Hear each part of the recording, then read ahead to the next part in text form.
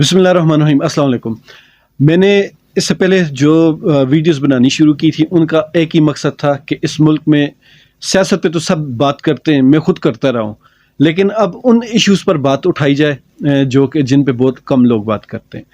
अब भी हैं काफ़ी सारे लोग जो सियासत को अपना ओढ़ना बिछोना समझे हुए हैं, और कई लोग ऐसे भी हैं जो सियासत में वाकई अच्छा काम भी कर रहे हैं। मैं किसी पार्टी का जिक्र नहीं कर रहा, लेकिन काफ़ी सारे लोग हैं जो इनफरादी तौर पर सियासत में बहुत अच्छा काम करते हैं।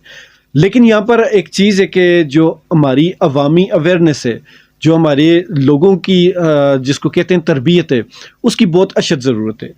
अब हमारे यहाँ जो माहौल बन चुका है सियासी तौर पर और मजहबी तौर पर, ये आप समझ लें कि एक आतिश फ़िशां है। हम आतिश फ़िशां में रह रहे हैं, पूरा पाकिस्तान एक आतिश फ़िशां बन चुका है। ये किसी भी वक्त इसमें कुछ भी हलचल हुई या कोई भी चीज़ अनबैलेंस हुई, इसमें तवाज़न ख़राब हुआ तो कुछ भी हो सकता है। और इसको तवाज़न ख़राब करने पे जिन लोगों का हाथ है, अफसोस यही है कि उनको अभी तक इस चीज़ की फ़िक्र नहीं। हम हमेशा ये समझते रहे कि पाकिस्तान के हालात पिछले 75 सालों से क्यों ठीक नहीं हुए। जब तक हम 5th जनरेशन वार के खिलाड़ी थे तो तब हम ये कहते थे कि इस मुल्क में जो भी हो रहा है वो इंडिया करवा रहा है। लेकिन अब हमारी आंखें खुली कि हम तो अपनी एजेंसी को दुनिया की नंबर 1 एजेंसी कहते थे। अगर इसके बावजूद इस मुल्क में दूसरे आकर इंटरफेयर कर जाते हैं तो फिर सोचना पड़ेगा। लेकिन अब हम सोच ही रहे हैं, सारा पाकिस्तान सोच रहा है। लेकिन यहाँ पर एक चीज़ है, मैंने काफ़ी दिन पहले एक वीडियो बनाई भी थी इस पर, बल्कि शायद चैनल के स्टार्ट में मैंने एक वीडियो बनाई थी। उसका जो मेन मेरा टॉपिक था वो यही था कि इस मुल्क में जिस तरह के ये खेल खेला जा रहा है कि दोनों फरीकों को ताकत दी जा रही है। जब दोनों फरीक ताकतवर होंगे, ये तो ऐसे ही जैसे इंडिया और पाकिस्तान दोनों एटमी ताकत बन चुके हैं, तो ऐसे ही पाकिस्तान के अंदर भी मैं किसी सियासी पार्टी का, किसी मजहबी जमात का नाम नहीं ले रहा, इसी वजह से नहीं ले रहा कि यहाँ पे सब बराबर है। दोनों तरफ से ताकत दी जा रही है। एक कमज़ोर होता है तो उसको भी थोड़ी ताकत दे दी जाती है, जो अगर इस साइड वाला कमज़ोर होता है तो उसको भी ताकत दे दी जाती है।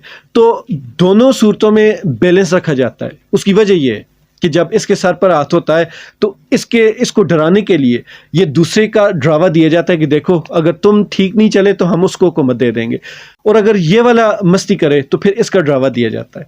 तो ये चीज़ें ऐसी हैं कि इन दोनों की बराबरी की वजह से वो तो अपना काम निकलवा रहे हैं जो भी हैं, लेकिन इनके जो नीचे वर्कर हैं, इनके जो सपोर्टर हैं, इनके जो मानने वाले हैं, वो आपस में इतनी शदीद हो चुके हैं, इतनी शदीद कि वो अब किसी की बात सुनना गवारा नहीं करते। और यही असल आतिश फ़िशां है, यही असल लावा है जो कि अब बिल्कुल पक कर तैयार हो चुका है। तो किसी भी ऐसे छोटे या बड़े हादसे की सूरत में ये अगर लावा निकल गया तो ये आपको पता है कि कंट्रोल से बाहर हो जाता है। हमारे कितने इस्लामी ममालिक हैं जो इसी आग में जलकर राख हो चुके हैं। तो जो कुछ हो चुका है इस मुल्क में वो तो अब बदलने वाला है नहीं इतनी जल्दी। मैं हमेशा कहता हूँ कि जो भी एक कौमी खराबी होती है, किसी बड़े की नतीजा हो, कोई भी हो, जो एक कौमी खराबी होती है वो दिनों में या सालों में कभी भी ठीक नहीं होती। उसके लिए नस्ल लगती है, एक नस्ल लगे, 2 नस्ल लगे, 3 नस्ल लगे, जनरेशन्स लगती हैं।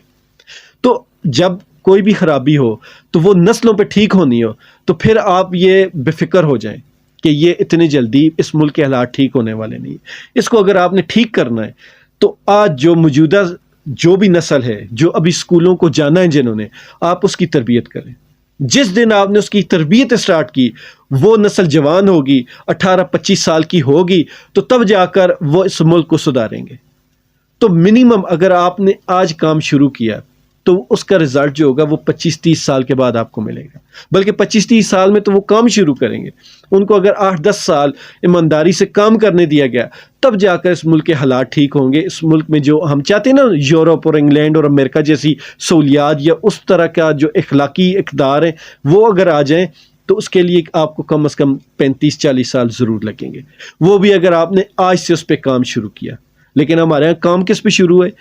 वो तुम्हारा दुश्मन है, उसने तुम्हारे दीन को नुकसान पहुंचाया, इसने तुम्हारे मुल्क को नुकसान पहुंचाया, इसने तुम्हारे इदारों को नुकसान पहुंचाया, इसने तुम्हारी फलां चीज़ को नुकसान पहुंचा दिया। ये एक दूसरे को लड़वाने वाली जो सियासत चल रही ये वाली है।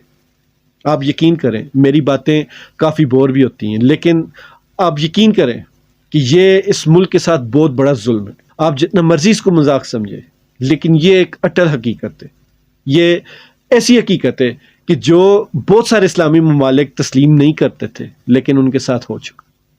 میری دعا ہے اللہ تعالیٰ اس ملک کے اوپر گندی نظر رکھنے والوں کو یا اس ملک کو نقصان پہنچانے والوں کو نشان عبرت بنا دے۔ لیکن میرے دوستوں اور بھائیوں، آپ کو بھی اس میں اپنا حصہ ڈالنا پڑے گا، آپ کو بھی محنت کرنی پڑے گی۔ آپ اور کچھ نہیں کر سکتے تو اپنی اولاد کی اچھی تربیت ضرور کریں۔ جو اچھی تربیت ہوتی وہ یہ نہیں ہوتی کہ آپ ان کو اچھے اسکول میں پڑھا دیں، اچھی تربیت یہ ہوتی ہے کہ آپ خود اچھے ماں باپ بنیں۔ اچھے ماں باپ کیسے ہوتے ہیں آپ گوگل سے چیک کر سکتے ہیں۔ جب تک آپ اچھے ماں باپ نہیں بنیں گے تب تک آپ کی جو اولاد ہے اس کی اچھی تربیت نہیں ہوگی۔ خوش رہیں، ایمان والی زندگی پائیں۔ اللہ تعالی ہم سب کا حامی ناصر۔